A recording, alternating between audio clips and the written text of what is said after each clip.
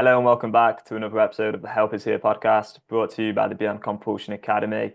I'm here with Mary Paulis, an addiction recovery expert, has worked in addiction for a long time. And what we're going to do is talk about the reality of porn addiction and where people are going wrong when it comes to thinking and talking about porn. So I read this BBC article last week and it was titled, I Couldn't Stop Watching Porn, Personal Stories of How Porn Obsession Takes Over Lives. Mary, you've read this article. Welcome back on the show, first of all. But yeah, do you want to start off by just sharing your overall thoughts on this BBC article, and then maybe we'll dissect a few of the parts within it? Well, I didn't get a chance to, I've scanned it, I didn't get a chance to really read all the details, but one of the things that stood out for me was that people need, because kids are starting so young or whatever, that they need healthy education on healthy sex, Mm, which in my opinion, I don't think that that's what's missing. mm, I think that what is missing is an education on addiction and what it will mean to them if they become addicted, because you're not going to be able to keep them off the online sites or whatever, because kids just have full access to that kind of stuff. I mean, parents can try to put in blockers or whatever, but most kids can find their way around that. They're going to find a way to get to it, and they probably know more about the software on the phone to get around blockers or whatever than their parents do, and know yeah, how to put the blockers on. All that, just you can't do it. Trying to keep them away from it. There's going to be even more intrigue. But if you think about it, I know for me, like, the one drug I didn't try was heroin, because when I was a kid, they taught us, you do heroin, you're gonna get hooked, mm, and so we had that, we kind of knew that, and we kind of had this vision of like what heroin addiction was like. You're gonna be addicted. With other stuff, they didn't tell us that, so I tried all that stuff. Did get addicted to nicotine, of course, but me and many other people. But so I feel like educating the kids about porn addiction, which we don't talk about. Oh, we don't talk about it. Put up the blockers, keep them away from it. It's not going to work. We got to teach them, this is what is going to happen to you if you engage with this. This is what your life is going to be. And look at these men, these young men who have been struggling since the time they were young. Most of our clients are 11 years old across the board. And what's interesting, the guy in the article said he got addicted to porn when he was 11. It's really standard. So, and then the guys come to us 10, 20, 30, whatever years later, and they're like, they've been stuck in this. And it's not like, oh, this has been really super great.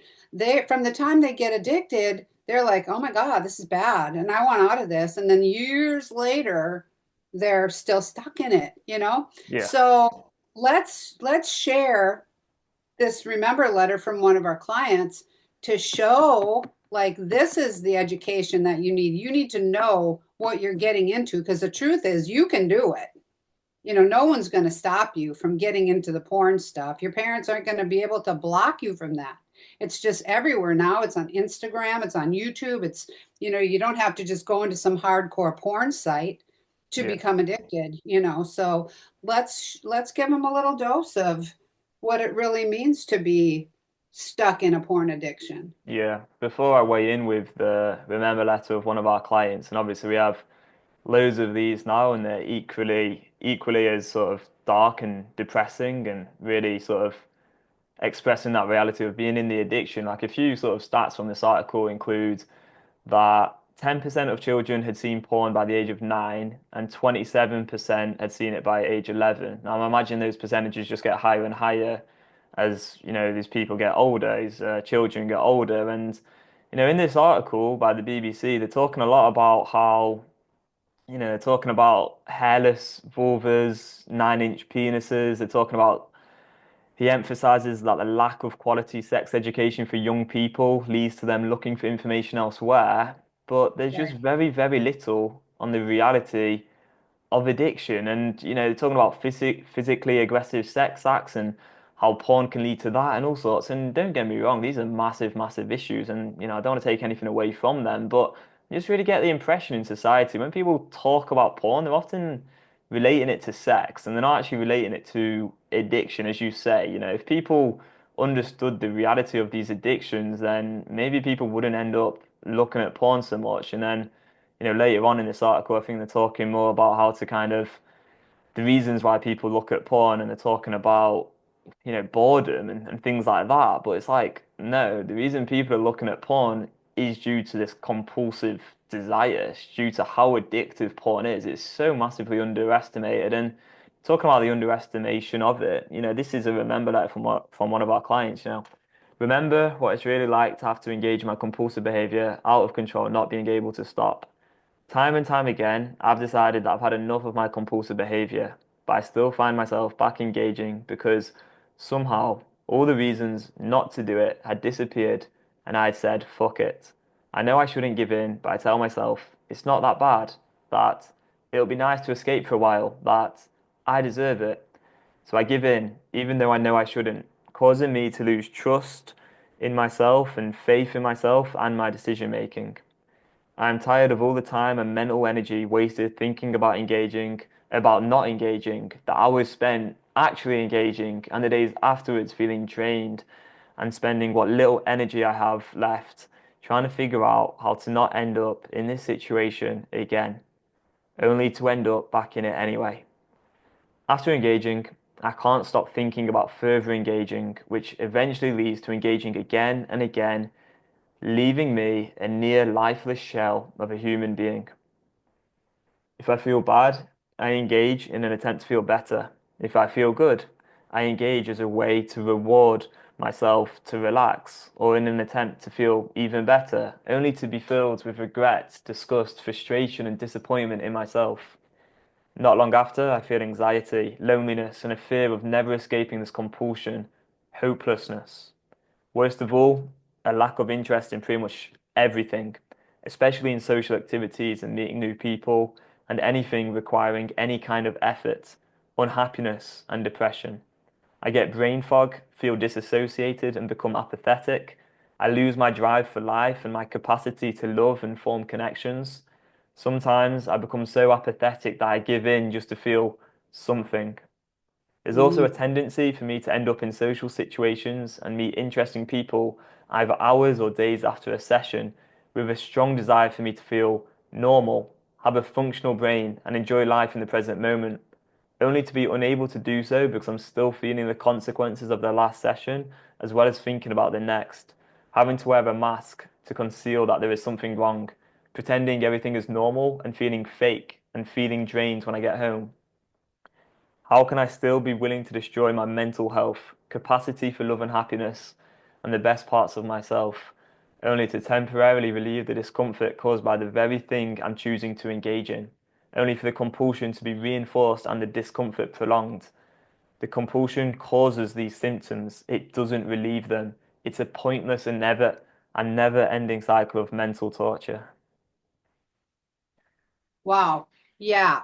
So, and then in the article it talks about how some porn use can actually have benefits. I'm just like, okay, yeah. So this is the reality, you know.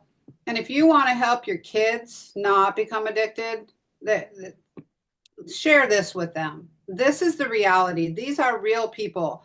We have clients all over the world now, and it's standard. You can normalize this behavior all you want. Oh, everybody does it, all this kind of stuff. Yeah, but this, we have not met one person that doesn't write this heartfelt remember letter, Hmm. that describes, like he ends, it's torture, it's mental torture. So that's what it's going to be. you know Kids have the opportunity, they can do it. Anybody can do it. You can't stop them from getting exposed to this stuff, Yeah. but you can teach them what it means if that's the choice they make. You know what's And then crazy they as really have well? something to think about, you know? Crazy thing is like that BBC article that I've pulled up, that was something I saw on LinkedIn last week by someone else who works in the world of porn addiction, and they just shared it. And I clicked on it and I read it, and then I got to the bottom of the article and I saw who it was written by. And funnily enough, it was the same person who'd actually reached out to me a few months ago. So someone from the BBC wanted me to go on their new like BBC Three, I think it was BBC Three, new like BBC. Oh no, it was like BBC iPlayer, like TV and podcast. It was going to be called Sex After, and then they had like different episodes based on different things in life. So one of them was going to be Sex After Porn. This woman had found me, I think, through maybe the podcast or maybe the website or whatever. And yeah, Yeah, she wanted to like interview me and ask me about all of this stuff. And I sort of said, all right, yeah, I'm definitely down to do that. And it was going to be like a day down in London with some filming and all of this other stuff.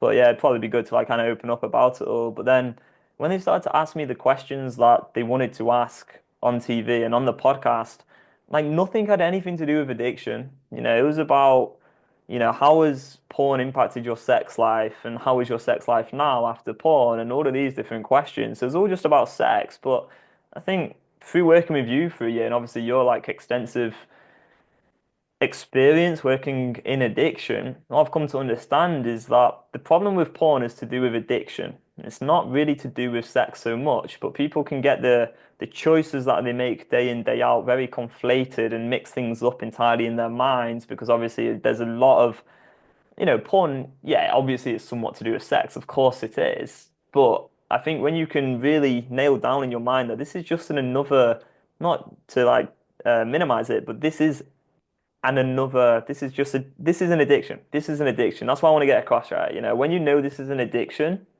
you can treat it like an addiction. You can get away from it being about sexual energy or no fap, any of that bullshit. You can get down to the nitty gritty of this is an addiction, which is very, very, very harmful. It's just destroying men's lives all over the world. And that's why obviously we're on a mission here to help people with it. yeah, But you gotta take it seriously because, like, if you don't take it seriously, at least document the reality of it, maybe with a remember letter and see the truth, then the addictive part of the mind is going to keep on minimizing it and you're going to stay in it and you're not actually going to get free. And it's going to feel pretty terrible. That's my experience anyway. yeah. That's in a nutshell, you know.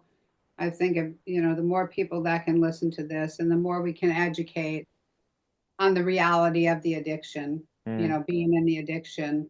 Um, and again, you know, even if it gets normalized out there, you know, to a certain extent, that doesn't take away the consequences that are so, you know, thoughtfully documented by our mm. clients. So, yeah, Exactly. yeah, And like that's why I said to this journalist, I was like, after thinking it through for a bit and talking to my family and my partner, I decided, no, I don't want to go on this show. I don't want to talk to them because they did not want to hear what I had to say on addiction. They literally ignored everything I said when they interviewed me, like a provisional, like telephone interview. I didn't have to go down to London for it, but I wanted to know what I was getting myself into. And so I was like, no, I don't want to go on this because they had their agenda and sex sells. So people want to talk about sex all the time, and it's obviously an aspect of it, but I think the biggest harm that people have right now is the addiction when it comes to porn. And hopefully we can continue spreading that message and help open up people's eyes to this stuff because I mean the amount of kids getting addicted to this right now is incredible. And obviously my vision in the future is to go into schools and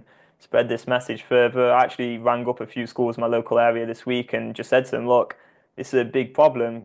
Can I come in and like do a talk for free? And honestly, the response I got was pretty terrible, if I'm honest. It's just like people were like, what? Like who do I tell about this? Who do I ask? And like they didn't know. And it's just like this is frustrating sometimes, but I'll keep going. I hear you.